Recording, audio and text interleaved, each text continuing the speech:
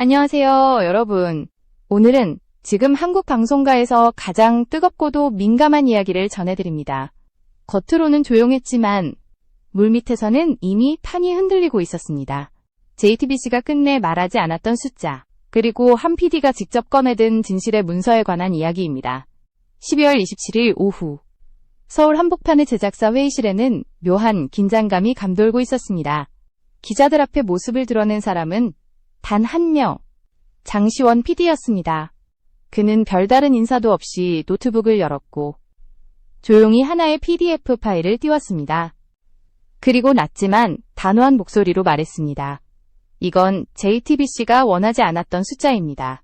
그날 공개된 것은 감정도 주관도 아닌 수치로 정리된 불꽃야구의 실제 수익 명세서였습니다.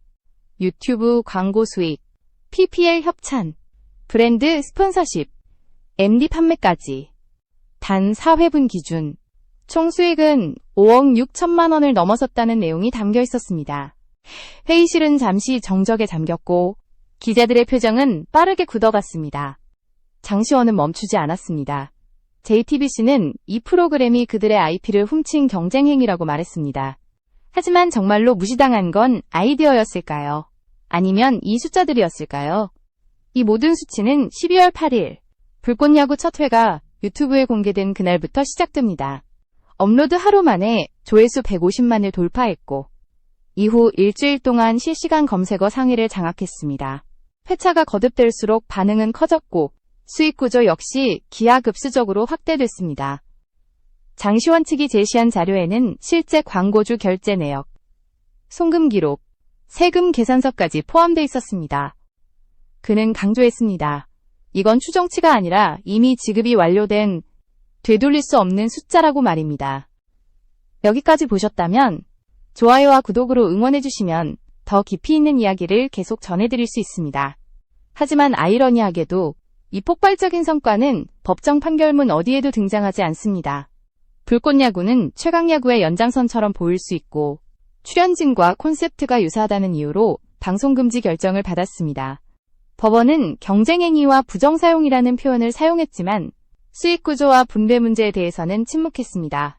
JTBC 역시 프로그램의 연속성만을 강조했을 뿐 공동 제작사로서의 수익 공개에는 끝내 응답하지 않았습니다. 이 침묵 속에서 장시원은 한 가지 질문을 던졌습니다. 회당 1억 원이 넘는 수익이 발생했음에도 왜 단 한 번도 전체 수익이 공유된 적이 없었는가라는 질문이었습니다. 이 질문은 단순한 금전 문제가 아닙니다.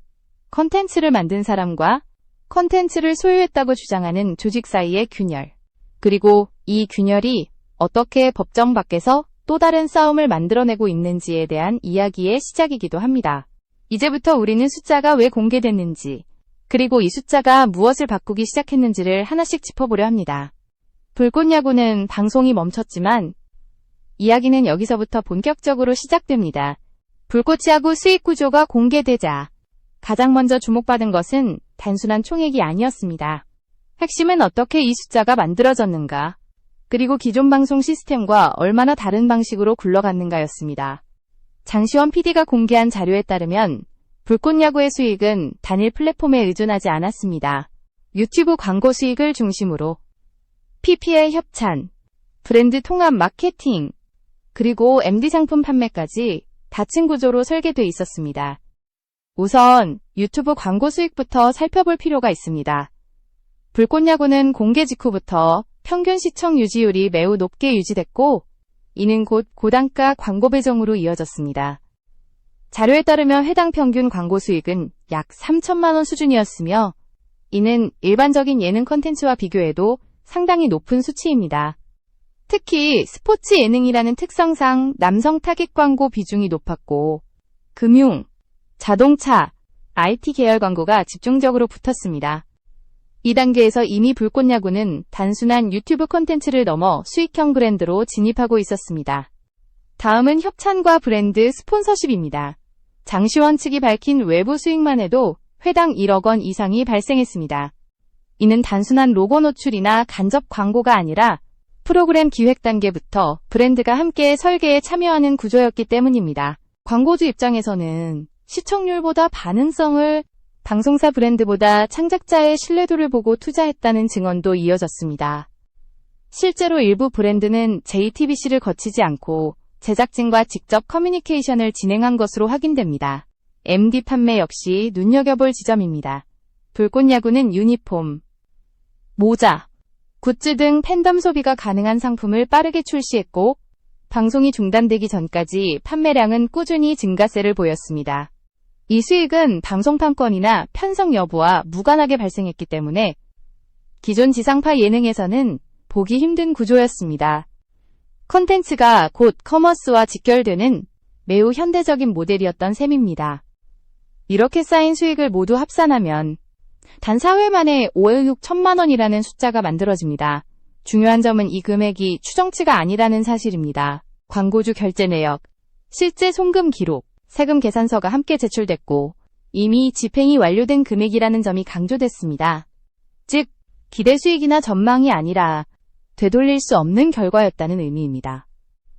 여기서 자연스럽게 비교 대상이 등장합니다. 같은 장르, 비슷한 출연진을 가진 기존 방송 예능과의 수익 구조 차이입니다. 지상파와 종편 예능의 경우 제작비와 광고 수익은 대부분 방송사가 통제합니다. 제작사는 고정 제작비를 받는 구조이며 추가 수익에 대한 접근권은 제한적입니다. 반면 불꽃야구는 제작 주체가 수익 흐름 전체를 직접 관리했고 이 차이가 결국 갈등의 씨앗이 됐습니다. 회당 1억 원 이상의 수익이라는 표현이 충격적인 이유도 여기에 있습니다.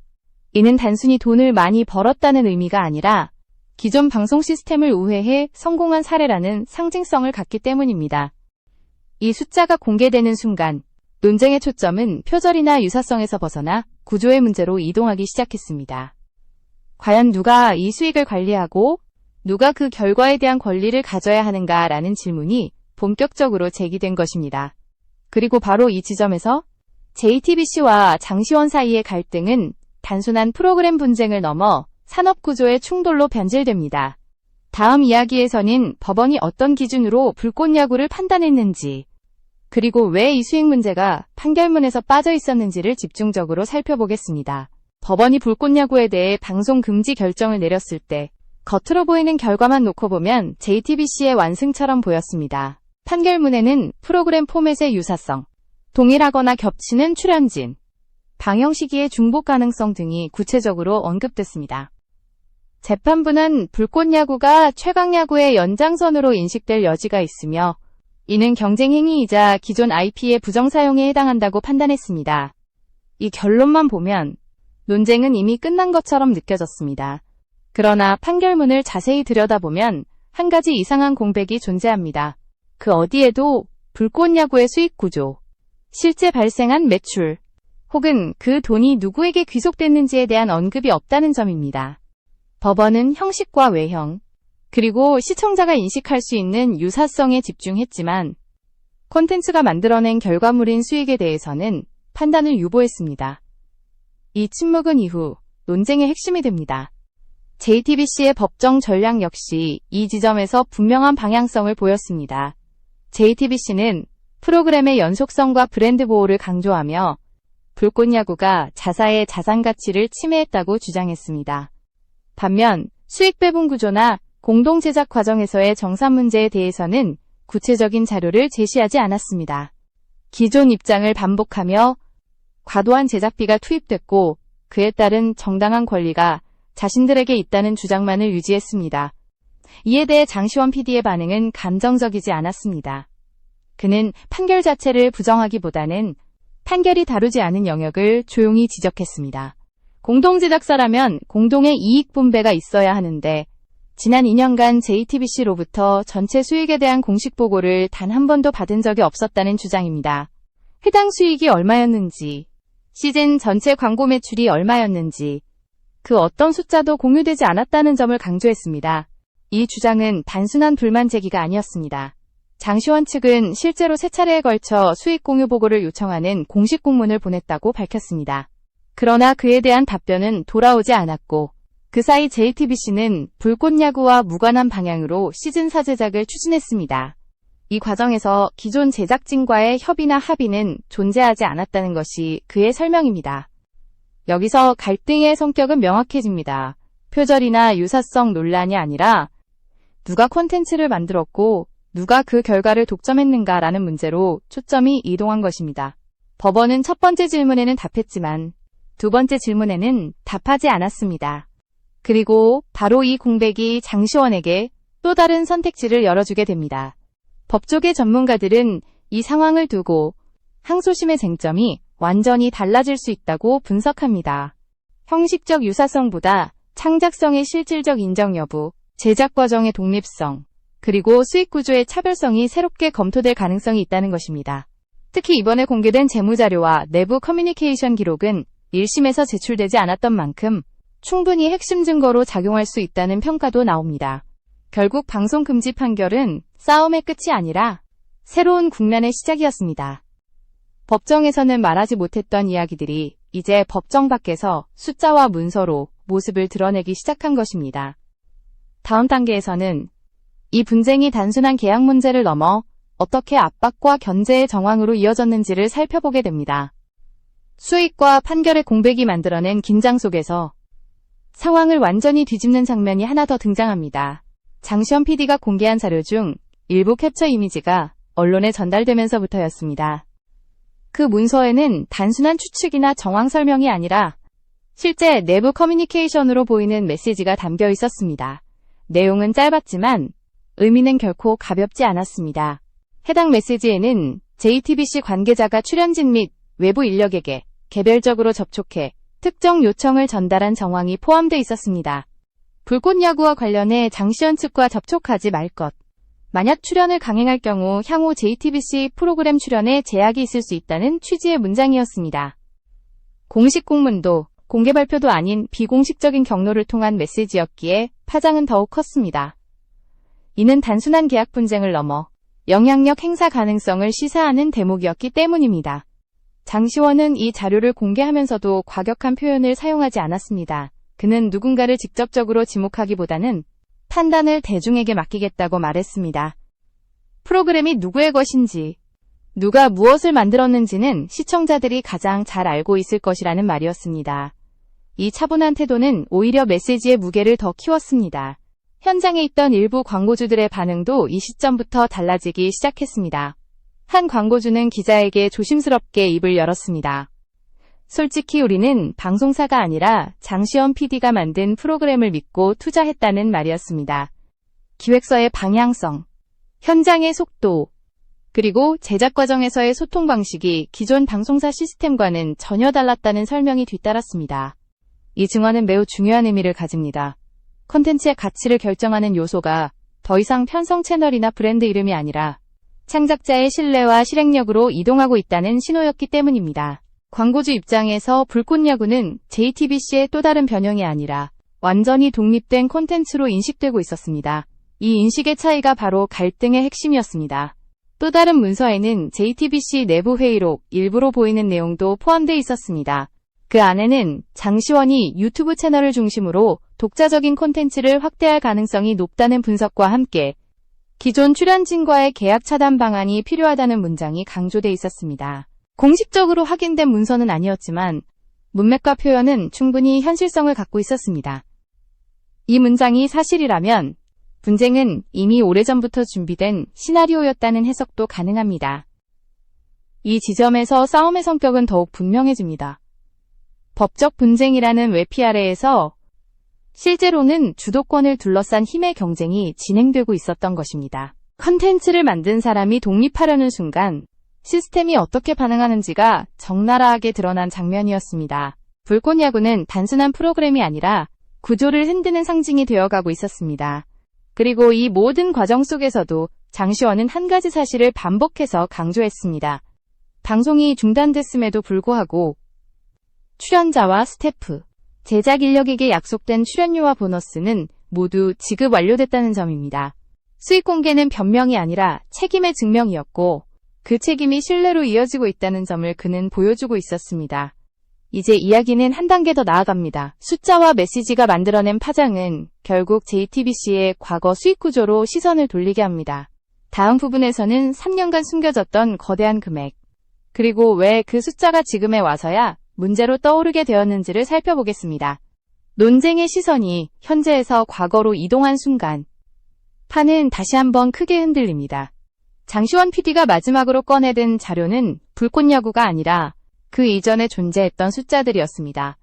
JTBC와 함께했던 지난 3년, 즉 2022년부터 2024년까지의 전체 광고 및 부가수익에 대한 내부 집계 문건이었습니다. 그가 말한 것은 추정도, 감정도 아닌 누적된 결과였습니다. 공개된 문서에 따르면 해당 기간 동안 최강야구와 관련된 전체 수익은 최소 86억 원에 달했습니다. 여기에는 지상파 광고 매출뿐 아니라 유튜브 2차 콘텐츠 수익, 스폰서십 계약, 브랜드 리베이트까지 포함되어 있었습니다. 그러나 이 거대한 금액 중 제작 주체에게 공식적으로 분배된 내역은 극히 제한적이었다는 주장이 뒤따랐습니다.